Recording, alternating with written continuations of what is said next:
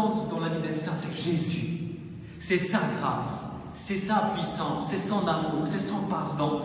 Et quand, peut-être vous ne savez pas, mais il y a des lectures spéciales pour la fête de Saint Jean-Paul II, mais je n'ai pas pris ces lectures. Parce qu'en lisant les lectures du jour, qu'on vient d'entendre, je me suis dit, mais waouh, c'est trop bien, c'est les lectures simples, enfin simples, entre guillemets, simples, classiques du jour, mais par contre, ces lectures parlent vraiment de Saint Jean-Paul II. L'évangile d'aujourd'hui, ces paroles de Jésus, on dirait que Jésus décrit simplement la personne et la vie de Saint Jean-Paul II.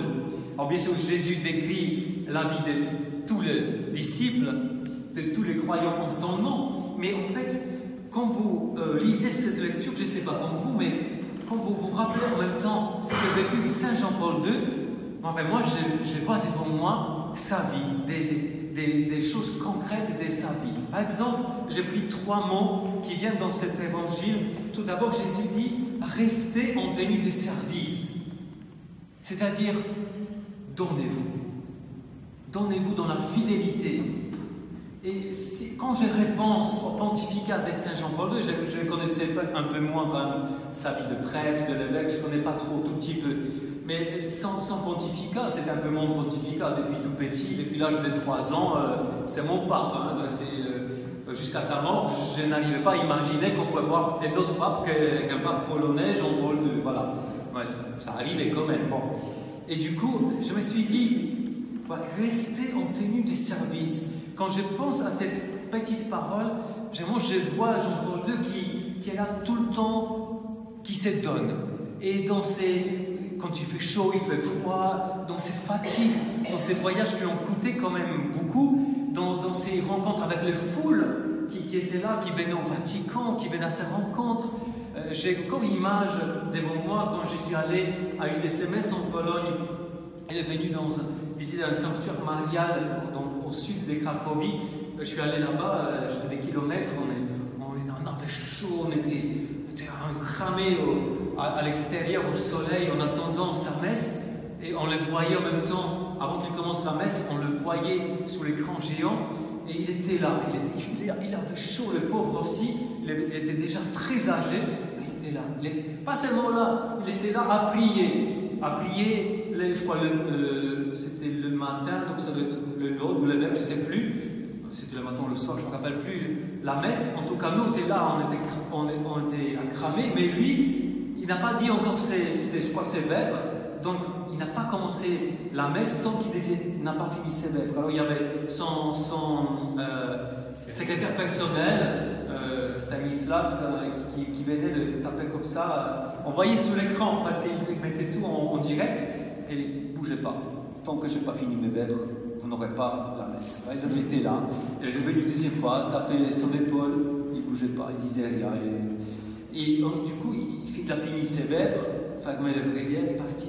Et pourtant, c'était tout quand je vois cette phrase, rester en tenue de service, je vois Jean-Paul II. Je le vois, et jusqu'au bout, cette papière, je crois dimanche dernier, il a évoqué cette dernière apparition de Jean-Paul II à la fenêtre, c'est horrible même, parce que ça me fait souffrir, même aujourd'hui, quand je le vois sur YouTube, quand le voyait ça, il essaye de parler au micro, c'est des sons pas beaux qui sortent, il souffre, on voit son grimace de souffrance, mais il est là, il est donné jusqu'au bout, tant que sa voix peut encore porter quelques sons, il essaye, il veut aller jusqu'au bout, et c'est ce qui est arrivé.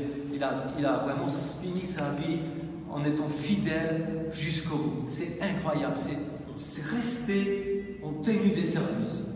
C'est une bonne définition de Jean-Paul II. Passons à un autre mot qui est là, et Jésus rajoute, il continue, et volant allumé.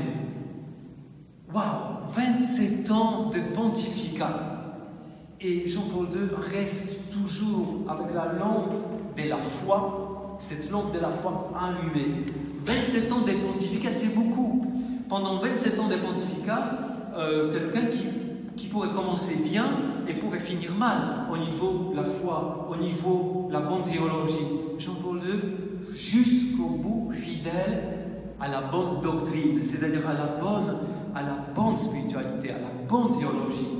Il n'a pas cherché des trucs originaux pour plaire au monde moderne, parce que c'est ci, parce que là, oui, vous savez, aujourd'hui, les prêtres doivent se marier, vous savez, aujourd'hui, on peut permettre à des couples machin, vivre, pourquoi pas, son mariage, communier, tout ça.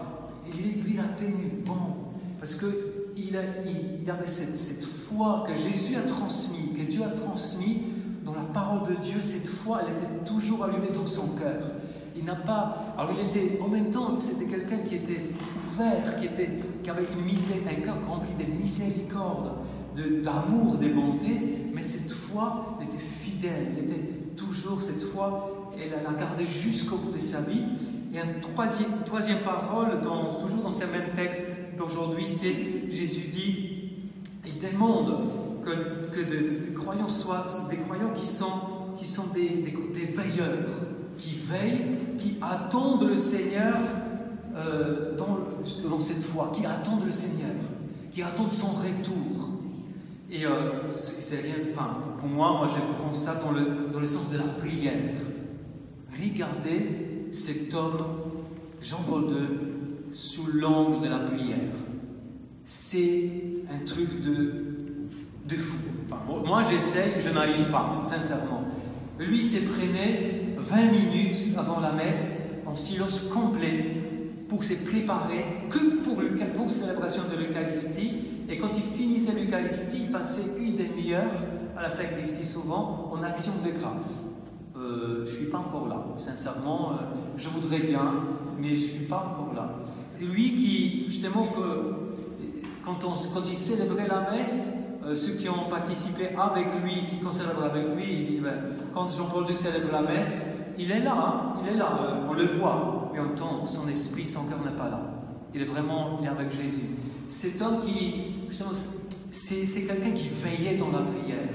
Cet homme qui, même dans ses voyages hyper fatigants dans tous les quatre coins du monde, quand son voyage apostolique tombait un vendredi, allez voir le Fioretti, ce qu'il a vécu, des Fioretti de Jean-Paul II, notamment un des livres de Daniel Ange qui a pioché, qui a pris toutes ces petites Fioretti de toutes sortes de sa vie. Vendredi, on cherche Jean-Paul II, on ne le trouve pas. Il était là, il a célébré la messe, il a dû rentrer dans le couvent, dans le lieu où loger. Il est rentré, il a disparu. Et c'est l'heure, il faut manger, il fait tard. On cherche Jean-Paul II partout dans sa chambre, il n'est pas là. Jean-Paul II, dans une lumière éteinte à la chapelle, à l'oratoire, il est en train de prier son chant de gloire parce que là, il n'avait pas le temps avant. Ça, c'est un nombre de prières extraordinaire et le fruit qu'il a porté, il faut chercher là. Il ne faut pas chercher dans machin, là. Il était l'homme de théâtre, il a bien géré ses gestes devant les foules, il a aimé le théâtre. Oui, il a aimé le théâtre, mais si c'est ça Jean-Paul II, on ne va rien comprendre. Ah oui, Jean-Paul II, il aimait les bains de foule, c'était quelqu'un de convivial. Oui, mais tout ça, c'est rien si on ne comprend pas cet homme de l'intérieur, de son cœur, et cet homme qui fait un homme de prière, de contemplation. Donc là, c'est 3 points, mais surtout, cet homme, si on devrait comprendre, c'est mon dernier point, mais je crois important, cet homme qu'on devrait comprendre, c'était un amoureux de Jésus. Laissez tout ce que j'ai dit, prenez ça. Et cette première lecture, c'est ça, c'est Saint Paul, notre amoureux de Jésus, il explique un petit truc, mais un truc puissant. Il dit, par un seul homme, c'est-à-dire par Adam, au début des temps, il y avait beaucoup de choses qui se sont gaspillées. Il y a beaucoup de choses qui sont tombées en ruine à cause d'un seul.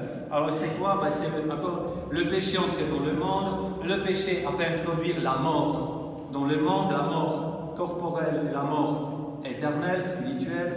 Cet même homme, il a fait des dégâts, il a introduit la désobéissance à Dieu dans le monde, il a fait, voilà, c'est horrible. Et Saint Paul dit, par un autre homme, par Jésus, il y avait quelque chose qui s'est passé.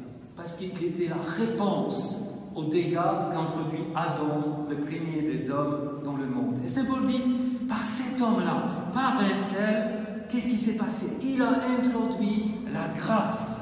Il a introduit, pas seulement la grâce dans le monde, dans le cœur des hommes, mais il a introduit l'abondance de la grâce. Il a introduit l'abondance de la vie.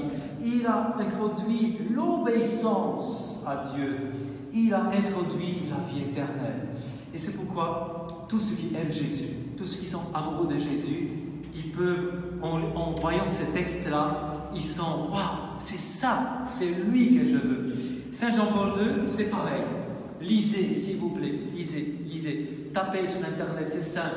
L'homélie d'intronisation Saint Jean-Paul II. Ça va vous sortir tout de suite une des premières pages dans le Google. Ça va vous sortir le site du Vatican, son homélie. J'ai relu encore cette année, aujourd'hui, cette homélie. C'est des trucs puissants. Allez, regardez, je vais vous citer, je vais finir avec ça, un petit bout de cette homélie. Alors, vous connaissez cette phrase, souvent on dire une seule phrase. N'ayez pas peur, ouvre les portes voilà, au Christ, tout ça. Mais c'est bien, c'est déjà bien. Mais c'est tellement appauvri. Regardez ce qu'il dit.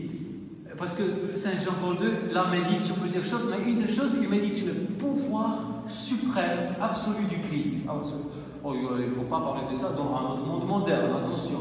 Mais lui, il médite et il parle du pouvoir du Christ d'une manière extraordinaire.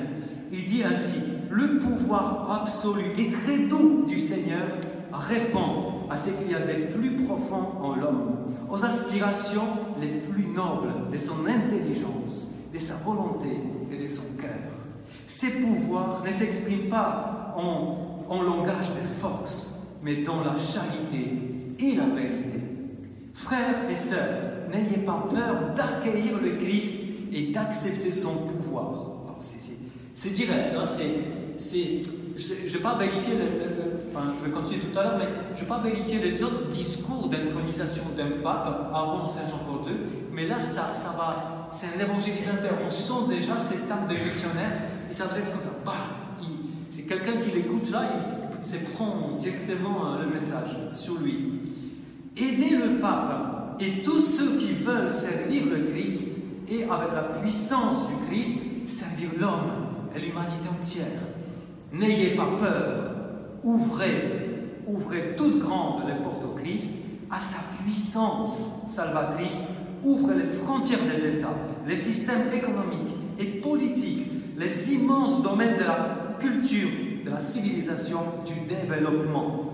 N'ayez pas peur, le Christ sait ce qu'il y a dans l'homme et lui seul le sait. C'est un petit bout de ses discours. Alors, je vais vous citer pour finir un truc qu'il a dit juste avant. C'est trop bien.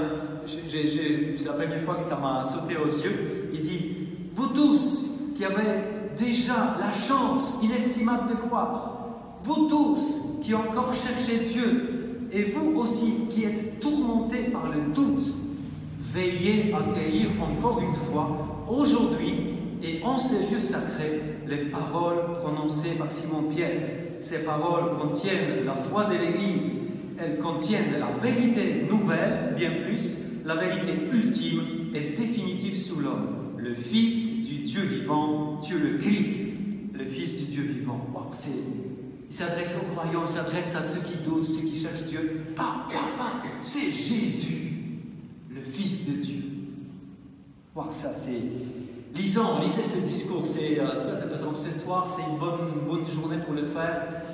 Connectez-vous, c'est simple, il n'y a pas de trucs compliqués. Demandons pendant cette messe demandons cette intercession. Je pense que, je pressens que Jean-Paul II n'est pas assez employé au ciel. Je crois qu'on ne le prie pas assez. Il veut faire plus. Il veut faire plus sur la terre par son intercession. Demandons vraiment son intercession pour la jeunesse, c'est lui qui ouvrait pour la jeunesse, pour les familles, pour les couples. Demandons pour nos sociétés, à la civilisation de l'amour, à toutes ces choses. Demandons que sa prière, son intercession puisse se manifester d'une manière puissante sur notre terre. Amen. Amen.